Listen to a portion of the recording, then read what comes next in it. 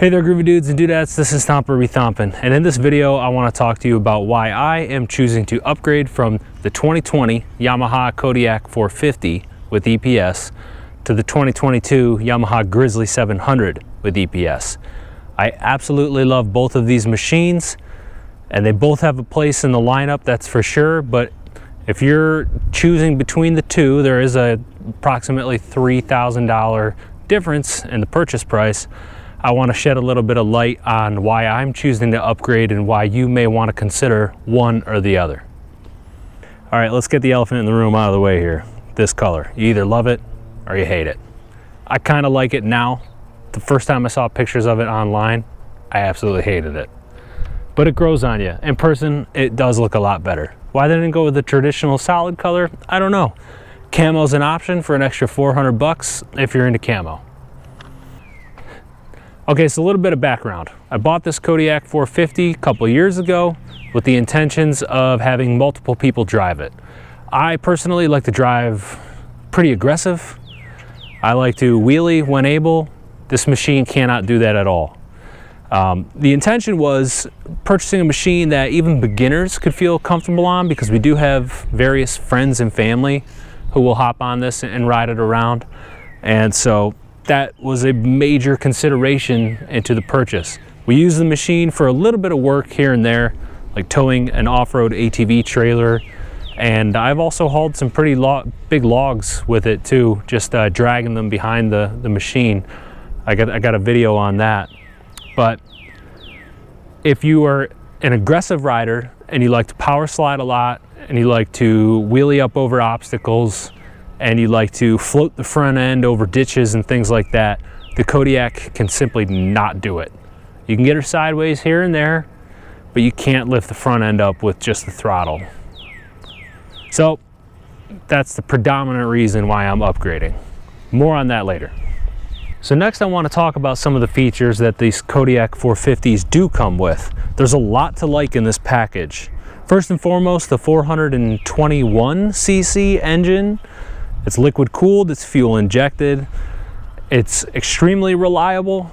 I haven't had any issues so far in over 700 miles and about 100 hours, but it comes with a lot of great features. You get 25-inch tall tires that are 2 plies but 4 ply rated, so I immediately upgraded to these Kenda Bear Claw HTRs in the same stock size. I've been extremely happy with these so far, but they are radials and they are 8 ply rated tires, so they're going to be heavier and harder to turn for this machine. Another thing I really like about these 450s is it's 46 inches wide. This is wider than the previous 450s that Yamaha made, and that width is really handy out on the trail, giving you added stability and keeping you from teetering over and things like that when the trail gets gnarly. Also, it does have selectable 4-wheel drive. This model does not have diff lock, but some of the newer Kodiak 450s are available with diff lock as an option. It does have a limited slip front differential though, and I've had pretty good luck with that. I think there's only been a single case where I really wished I had a front diff lock, but you can get by with just simply a limited slip front if you know what you're doing. But if the diff lock is absolutely necessary for you, then yeah, something to consider. It does have decent rack space and capacity. I'm a big fan of these metal racks myself, and I think the front here holds about 88 pounds and the rear rack holds about 110 pounds. So that's plenty enough to get some work done. Additionally, this has the same exact tow rating as the Grizzly 700 and the Kodiak 700. They're all the same at 600 kilograms or 1,322 pounds. So if you're looking for an ATV simply for work, it's hard to argue against the 450. You are going to run out of traction before you run out of power in this thing, in my experience. The instrument cluster on here is pretty good. It shows you your fuel level, your speed, your odometer, trip meter, your service time intervals that you can change on your own, your overall machine hours. And it tells you when you're in park, reverse, and neutral. It does not tell you when you're in high gear or low gear. And it has a 4-wheel drive indicator, so you know when that has been on or if it is still engaged. It also has adjustable preload suspension at all 4 corners, just basic preload adjustment with 5 settings. And these Kodiak 450s are also pre-wired from the factory for a winch hookup. I've installed a Warn VRS 25 winch, and it was a very easy installation with all the wiring pre-routed and just very simple instructions. So these machines are set up for utility straight away, and they perform, in my opinion, flawlessly at that job. Now I want to briefly talk about what the Kodiak 450s are lacking. As I already said, it's lacking diff lock. Again, I haven't felt it necessary, and I've done some pretty gnarly 4-wheeling on this thing. But if diff lock is an absolute must for you, then you're gonna have to probably get the more up-level trim model for the 450 to get diff lock. The next feature this bike is lacking is ergonomics. Again, I'll just harp on this one more time. If you're 6 foot or taller and you enjoy standing up and riding, which I prefer to do 90% of the time, you're going to be hunched over just a little bit. Bar risers can take care of that issue. So that's a pretty simple fix if you are considering the 450 and you're a little bit taller. You can also just get taller bars, which is a pretty simple fix as well. And the last thing will be storage. These 450s only have one little cubby underneath the seat, and you can fit a decent amount of tools and snatch ropes and things like that in there, but you're gonna have to source a different like aftermarket storage solution for these things because they just don't have anything else. And that's basically it for the features that I feel this machine is lacking. So let me be clear, this little Kodiak is an excellent machine, and it has done darn near everything I have asked of it. I've towed heavy up hills. I have pulled big logs. You know, I've ridden 2 up with it through some sketchy, muddy, gnarly terrain. It's comfortable. It's powerful enough to get you where you need to go. It's just not going to do it in style pulling the front end up. So if you need a machine for work, I think the Kodiak 450 can do it all. If you're on like a farm or a ranch or something like that, put some tough tires on it and call it a day. She'll do everything you ask of her.